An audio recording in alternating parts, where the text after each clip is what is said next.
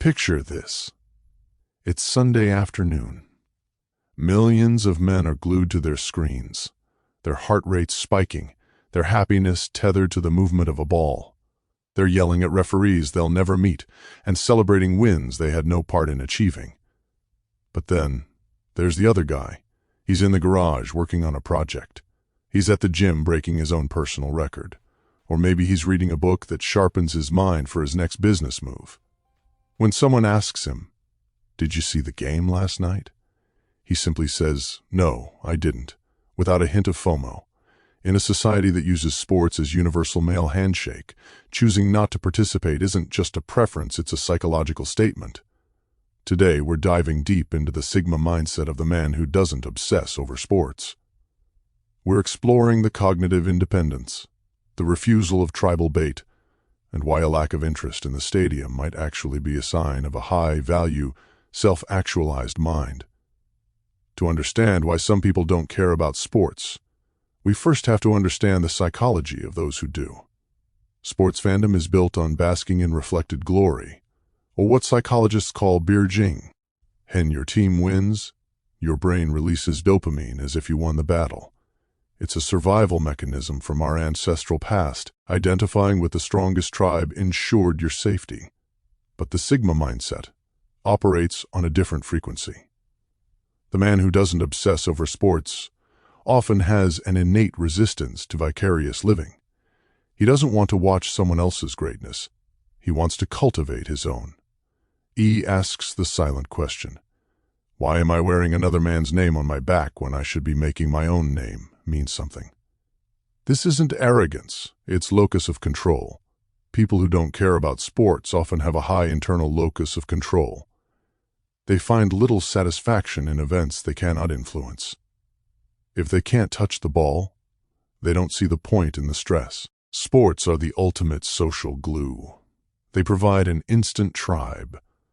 You can walk into a bar in a different city, see someone in the same jersey, and have an instant friend. For many, this is a comfort. For the independent thinker, this is a red flag. The psychology of the non-fan often involves a distaste for arbitrary tribalism. They see the absurdity in hating a man from a different city, just because he wears a blue shirt instead of a red one. In terms of the Sigma archetype, these individuals prioritize logical utility over social conformity.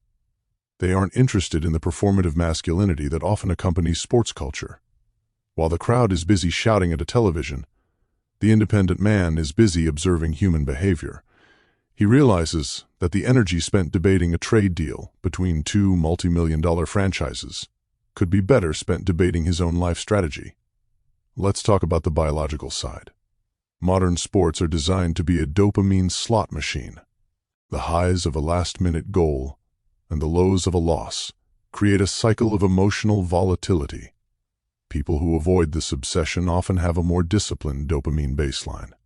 Delayed gratification. They prefer the slow burn of a long-term project over the instant, fleeting hit of a game day win. Time equity.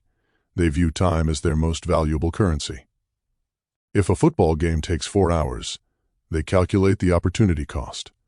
That's 4 hours of skill acquisition, 4 hours of sleep, or 4 hours of deep connection with a partner. When you stop obsessing over sports, you suddenly gain 10 to 15 hours a week that the average man loses. In the world of high performance and Sigma mindsets, that's an unfair advantage. From a relationship perspective, the sports obsessive often uses the game as an emotional crutch. It's the only place where many men feel allowed to show extreme emotion, joy, crying, hugging other men. The man who doesn't follow sports often processes his emotions differently. He doesn't need a surrogate battlefield to feel alive. However, this can create a unique challenge in relationships. Because he doesn't participate in the standard male script, he might be seen as detached or boring by those who rely on sports for conversation. But look closer. A man who isn't distracted by the seasonal schedule is often more present.